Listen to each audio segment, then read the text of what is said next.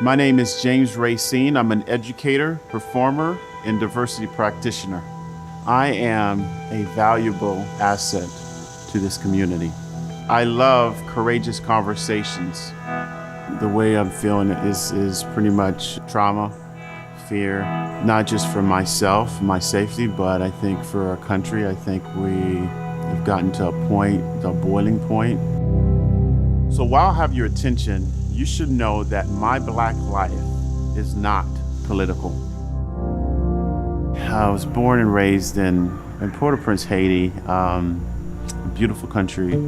I was never identified as a race growing up in Haiti, and mostly dealt with a lot of colorism in the sense that I was assumed to be very educated and very wealthy due to the light tone of my skin. And I moved to the US senior year of high school, and everything flipped.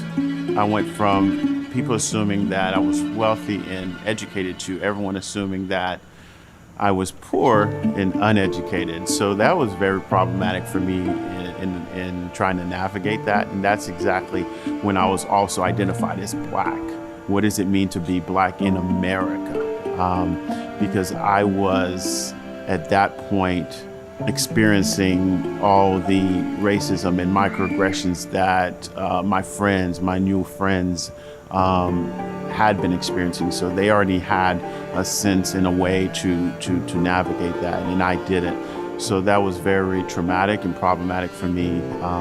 And that's when my passion for identity development started. I'm a violinist, trained violinist. And so even that added some complexity to my identity, right? Because I went from being in orchestras where everyone looked like me, everyone was Black in Haiti, to now I'm the only Black person in an orchestra. Where did you learn how to play the violin? You know, those kind of questions that just people assume that, Black folks can't be classical musicians.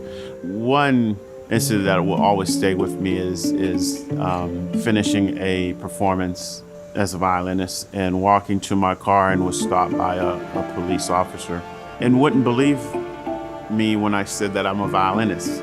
And it's a mixture of both. It's a mixture of unconscious bias because I guess he didn't grow up, seeing Black violinists. I had braids at the time. And although that was a very racist incident for me, my view on it has changed a little bit. And that's why I'm very passionate about continuing these courageous conversations to educate people on unconscious bias and how stereotypes lead us to racist acts. I think we have this misconception that after slavery that we leveled the playing field. And we don't even teach our kids that lynchings happened after slavery, right? And when you look at photos of lynchings and you see white people around with kids who aren't bothered by the image that they're seeing in real time. So white people in America aren't set up to be empathetic for the Black life. We see that today as we live. When you look at comments on media, when you look at, silencing Black Lives Matter by politicizing it, by saying all lives matter, when Black Lives Matter doesn't say that all lives don't matter. That is the life in America as a Black person, and it's traumatic, it's discouraging. But what we need to do is attempt to have dialogue instead of debate, and for everyone to consider the impact, right? I think most of us, want to know that we're good people, right? So you'll hear a lot of people say, well, I'm not racist. And so my question to America then is, when you say you're not racist, what does that mean exactly, right? Because we've seen that neutrality doesn't work, right? And so what are we doing as a country to dismantle systemic racism that is causing me and my Black friends and family to feel this way every day?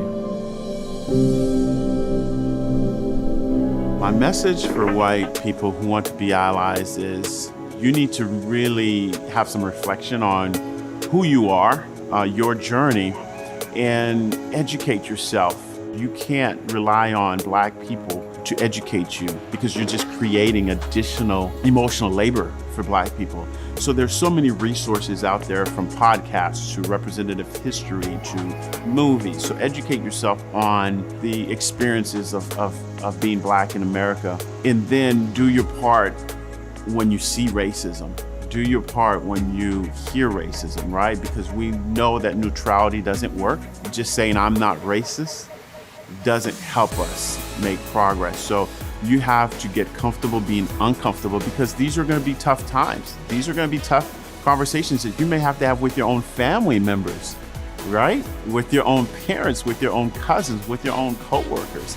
And that is difficult, right? Because we have this fear of losing relationships. We have this fear of what are people going to think about me, right? We have this fear of politics, because we've noticed that anytime we talk about race in America, it's politicized, right? And so now, just because you're an ally, you're the liberals, right? Which is false. We're talking about human rights. We're talking about ethics. We're talking about my life.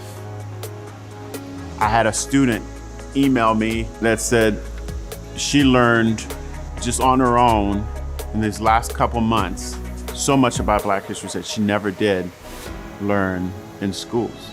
Now she's an ally. She's trying to do work. She's trying to, do her part to change this narrative, right? But by educating herself, but by getting that education, by getting that awareness of what it means to be Black in America, that empathy came out. That's how we're going to create a better tomorrow for our grandkids, so that our grandkids aren't protesting as well.